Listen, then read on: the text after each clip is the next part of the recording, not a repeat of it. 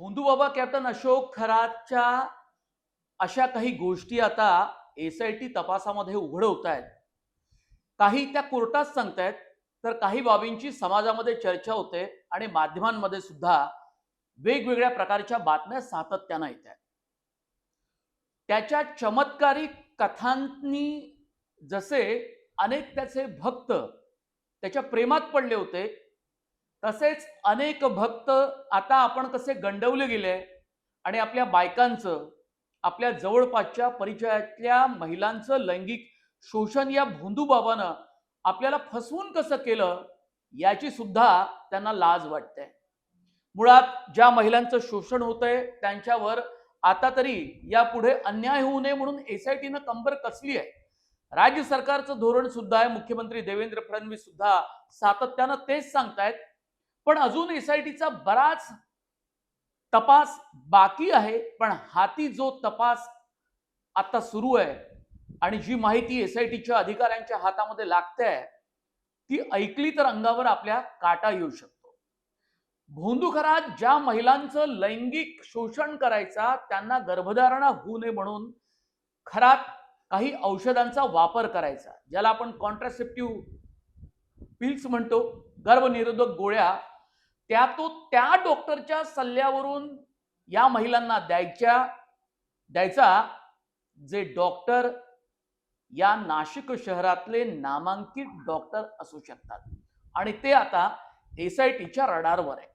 यासोबत मी तुम्हाला विजय वडेट्टीवार यांचा दावा सुद्धा या व्हिडिओ मध्ये सांगणार आहे. आणि तो जर तुम्ही दावा ऐकला, जे विरोधी पक्ष नेते होते महाराष्ट्राचे, तो तर ऐकून तुम्हाला प्रचंड आश्चर्य वाटेल की या महाराष्ट्रात असं सुद्धा होऊ शकतं.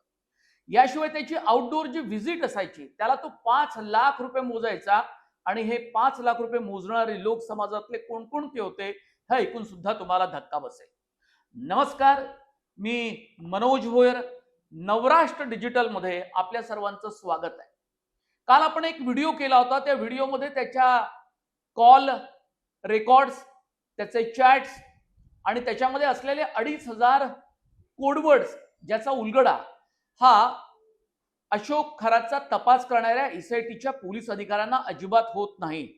आणि त्या कोडवर्डचा उलगडा जेव्हा होईल, ते जेव्हा डिकोड होतील, तेव्हा वेगवेगळ्या बड्या नावांचा उल्लेख होईल आणि त्या बड्या नावांना चौकशीसाठी एसआयटी बोलवेल का, हा खरा प्रश्न आहे.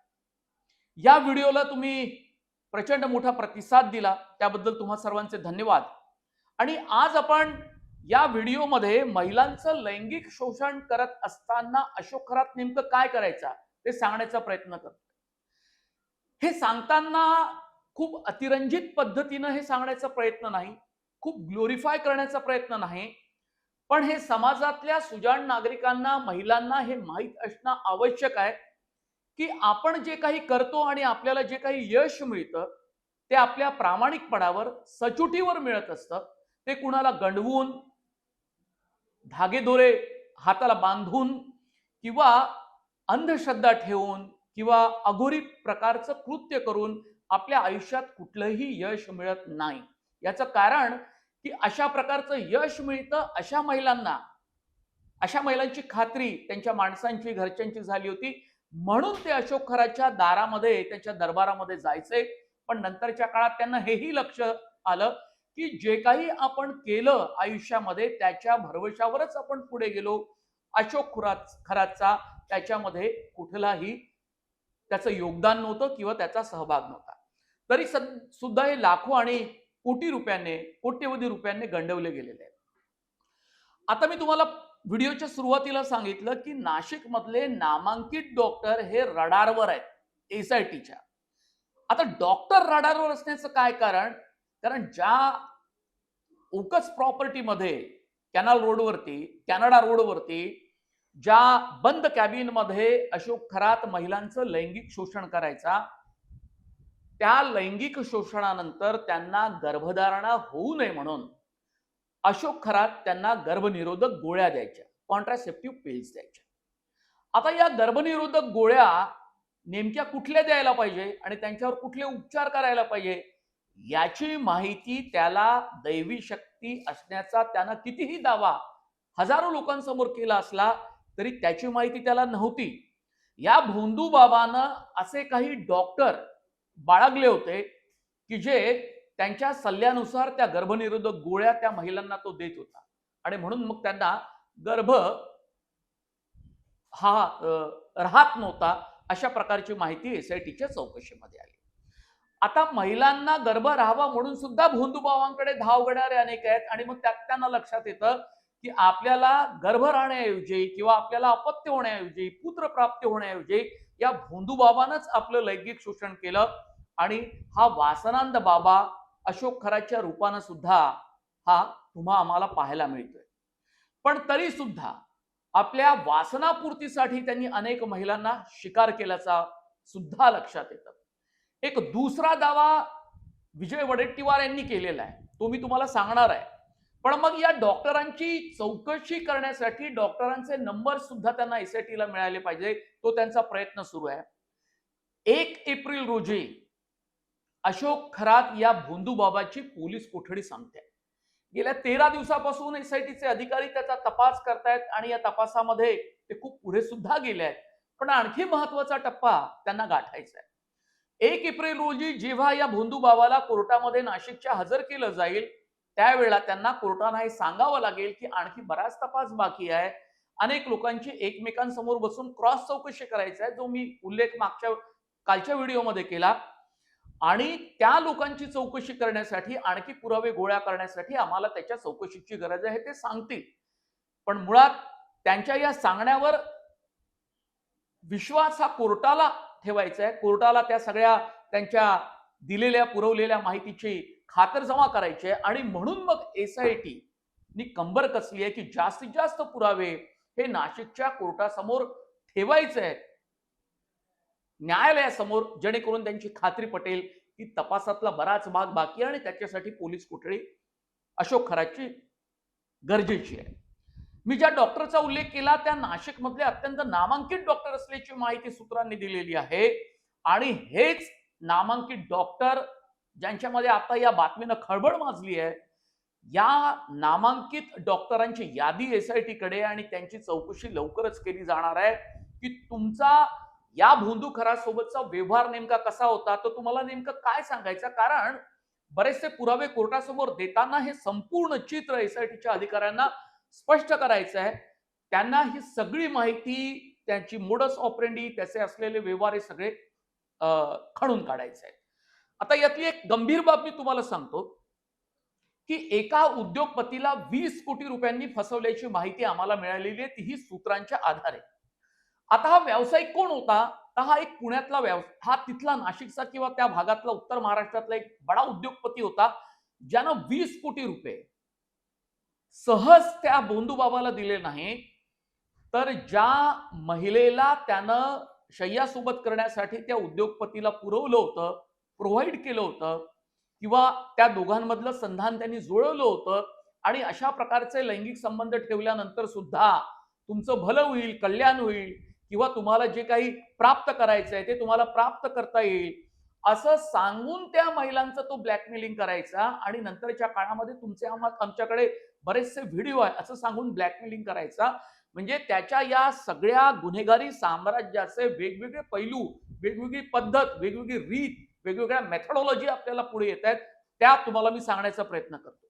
मग या उद्योगपतीला हे सांगण्यात आलं की बाबा मी तू हे काय केलं, तुला मी जी काही व्यक्ती दिली होती, जी महिला पुरवली होती, जिच्यासोबत तू शारीरिक संबंध ठेवले, ती प्रेग्नंट आहे आणि आता तिची मनधरणी करण्यासाठी आणि हे तुझं झालेलं पाप लपवण्यासाठी म्हणून तुला आम्हाला पैसे द्यावे लागतील, त्या महिलेला सुद्धा पैसे मला द्यावे लागतील.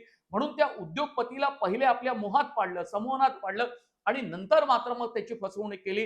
हळूहळू त्याच्याकडनं 20 कोटी रुपये ब्लॅकमेल केले आणि सर्वात धक्कादायक गोष्ट म्हणजे त्या महिलेला याची काहीही कल्पना नव्हती आणखी धक्कादायक बाब म्हणजे ती महिला मुळात प्रेग्नंट नव्हती, तिला गर्भ कुठलाही राहिला नव्हता, पण त्या दोघांमध्ये संबंध झाले होते. अशा प्रकारे अशोक खरात वेगवेगळ्या लोकांना आपल्या प्रेमात पाडून संमोहित करून लाखो कोटी रुपये तो जमा करत होता. दुसरी अत्यंत महत्वाची गोष्ट म्हणजे जर अशोक खरातला अमावस्या आणि पौर्णिमेच्या दिवशी जर मोठ्या लोकांच्या घरात जायचं असेल तर त्यासाठी तो आउटडोर व्हिजिटसाठी 5 लाख रुपये एका व्हिजिटसाठी आकारायचा. सामान्य माणसाकडे त्याला लक्ष द्यायला अजिबात फुरसत नव्हती. सामान्य माणसांच्या मनातही अशा काही अंधश्रद्धा होत्या, पण ते पैसे देऊ शकत नसल्यामुळे आणि धनिक लोकांकडनं जास्तीत जास्त पैसे उकळता येत असल्यामुळे त्यांच्या अंधश्रद्धेचा फायदा घेत असल्यामुळे त्यांच्याकडे जाण्याकडे त्याचा कल होता आणि असे लोक व्यावसायिक ठिकाणी घरी आणि फार्म हाऊसवर अशोक खरातला बोलावण्यासाठी त्यांच्यामध्ये प्रचंड मोठी स्पर्धा असायची आणि त्यासाठी ते लाखो रुपये मोजायचे.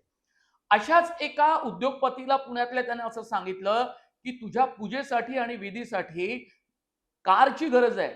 90 लाख रुपयांची कार, 90 लाख रुपयाची कार ही अशोक खरातनं त्या व्यावसायिक व्यक्तीकडनं घेतली.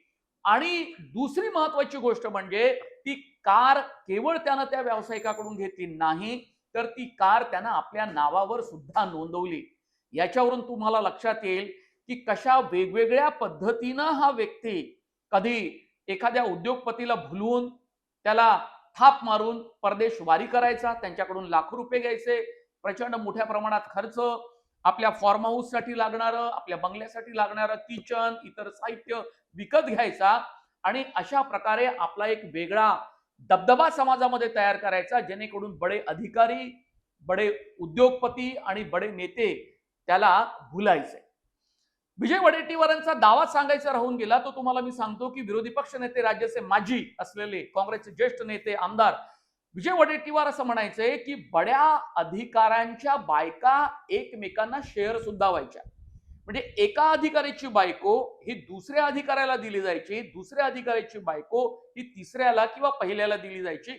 अशा प्रकारचं अत्यंत घाणेरडं कृत्य, महाराष्ट्रासारख्या पुरोगामी राज्याला लाजवणारं कृत्य हे अशोक खरात करायच्या. अशा प्रकारचा फॅमिली पद्धतीचा सेक्स आपण यापूर्वी ऐकला होता, पण तो महाराष्ट्रात घडत असेल आणि या दैवी शक्ती असणाऱ्या व्यक्तीच्या हातून या गोष्टी घडत असेल यावर आपला विश्वास बसणार नाही. हा आरोप, मुळात हा दावा विजय वडेट्टीवारांचा आहे, त्याची आम्ही खातरजमा करू शकत नाही. पण ज्या पद्धतीनं ज्या कहाण्या समोर येत आहेत त्यातून आपल्याला यावर विश्वास सुद्धा बसू शकतो, अशी आजची संपूर्ण स्थिती आहे. आता ज्या महिलांना लैंगिक शोषण करण्याच्या पूर्वी जे औषध दिलं जायचं, त्यांना संमोहित केलं जायचं, त्यांना गरगरायला व्हायचं, मळमळायला व्हायचं आणि मग त्याच्या स्वाधीन आपलं शरीर करायचं आणि मग त्या शरीराला तो उपभोगायचा. आता हे नेमकं औषध कुठलं संमोहित करणारं, या संदर्भात जेव्हा अशोक खरातला विचारलं गेलं तेव्हा त्यांनी सर्व उडवाउडवीची उत्तर दिली. काही माहिती अशोक खरातनं दिली, तर काही माहिती तो अजिबात त्याचा थांग पत्ता सुद्धा एसआयटीच्या अधिकाऱ्यांना लागू देत नाही. त्यामुळे एसआयटीच्या अधिकाऱ्यांना हे कळत नाही की मुळात हे औषध कुठलं, काय खारट पाणी असलेलं कडवट पाणी औषध दिल्यानंतर त्या महिला आपलं शरीर त्याला स्वाधीन करायचं. दुसरा महत्वाचा की मोबाईल आणि रिकव्हर केल्यानंतर बराचसा डेटा हा फॉरेन्सिक लॅबोरेटरीला पाठवला, त्याचं विश्लेषण केल्यानंतर बडी नावं ही समोर येण्याची शक्यता आहे, कारण ते कोडवर्ड्स डिकोड करण्याचं काम सुरू आहे.